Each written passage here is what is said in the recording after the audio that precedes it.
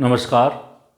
आज हमारी चर्चा का विषय शांति के अग्रदूत, अहिंसा के संदेश वाहक, आधुनिक भारत के निर्माता, भारत के प्रथम प्रधानमंत्री, भारत रत्न पंडित जवाहरलाल नेहरू का नाम विश्व के महानतम व्यक्तियों में लिया जाता है।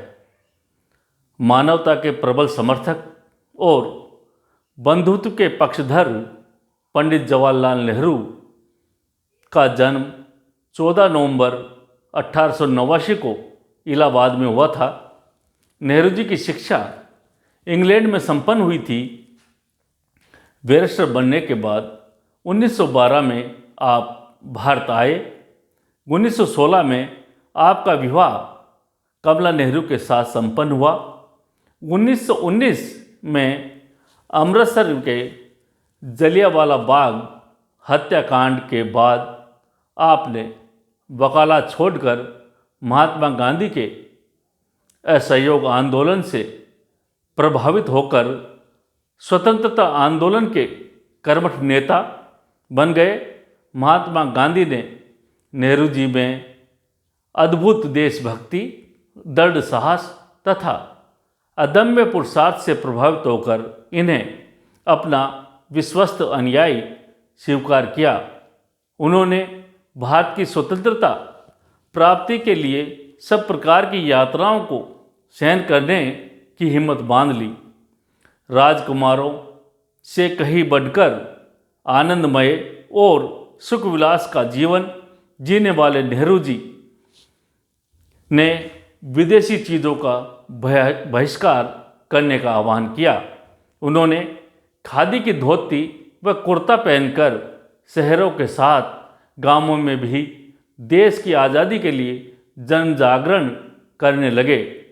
आपने संपूर्ण भारतवासियों के दुख को अपना दुख स्वीकार कर इसे दूर करने के लिए अपना सब कुछ समर्पित करना अपना पुनीत कर्तव्य समझा।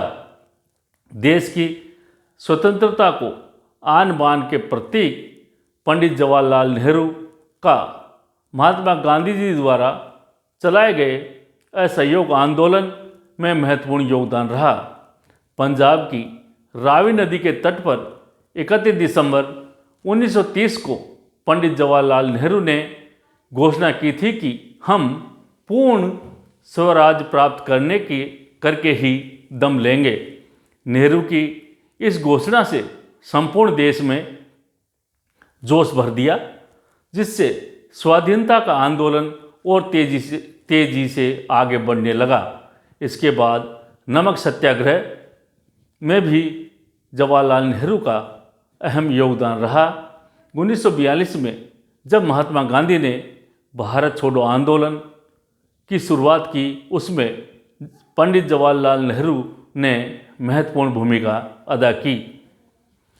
15 अगस्त 1947 को देश को पूर्ण स्वाधीनता की प्राप्ति पर पंडित जवाहरलाल नेहरू को भारत का प्रथम प्रधानमंत्री सर्वसम्मति से नियुक्त किया गया। उसी समय भारत को पहली बार मौलिक अधिकार प्राप्त हुए। अब समूचे राष्ट्र के सामने यह विकट प्रश्न था कि कौन सी समस्या का समाधान कैसे, किस प्रकार से और कितना किया जाए जिससे अन्य समस्याएं अपने आप सुलझ सके। उसी समय देश में सांप्रदायिकता पनप रही थी। इसे दबाने के लिए पंडित जवाहरलाल नेहरू, महात्मा गांधी ने साथ मिलकर अनेक प्रकार की एकता के सूत्रों को पिरोया।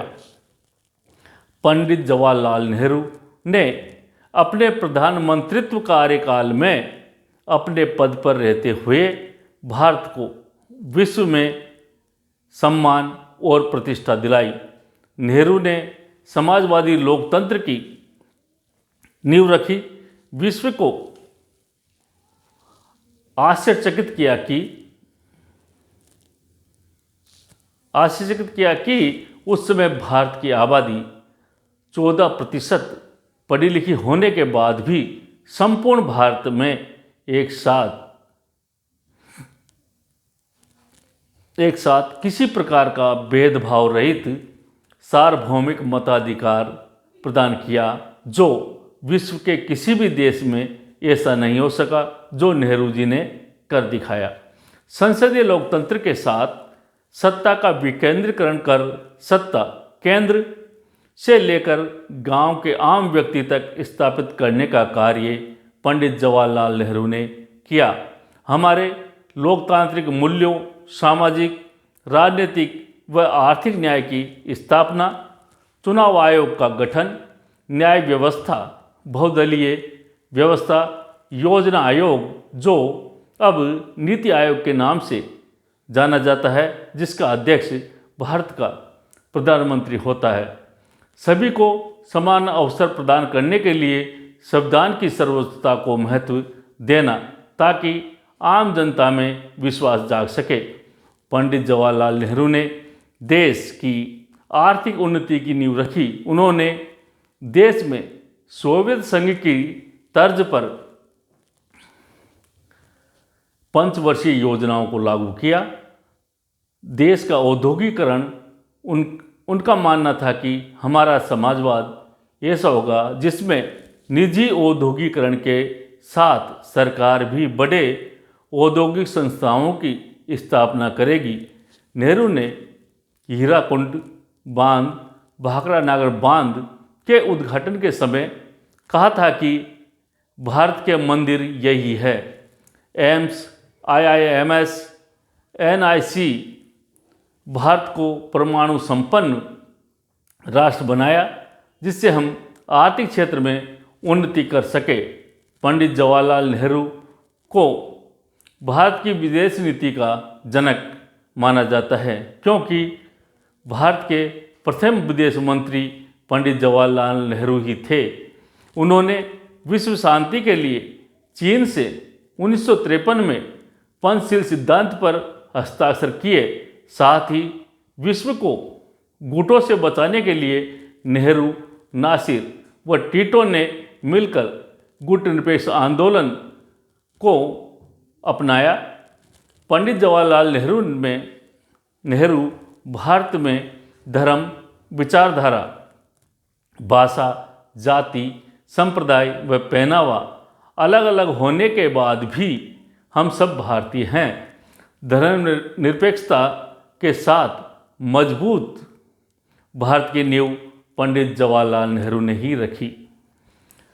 पंडित जवाहरलाल नेहरू भारत की अमर कीर्ति के प्रधान स्तंभ है, जो 27 मई 1964 को इस मानव का देहांत हो गया, लेकिन उनकी यशस्वी काया आज भी हमें उनके आदर्शों पर चलने के लिए प्रेरित करती है। पंडित जवाहरलाल नेहरू जैसे स्पष्ट वक्ता, साहसी और शांति के दूत कभी कभी ही इस धरती पर पैदा होते हैं। आप सभी बच्चों को बाल दिवस की हार्दिक बधाई व हमारे प्यारे बच्चों को उज्जवल भविष्य की शुभकामनाएं। Thank you.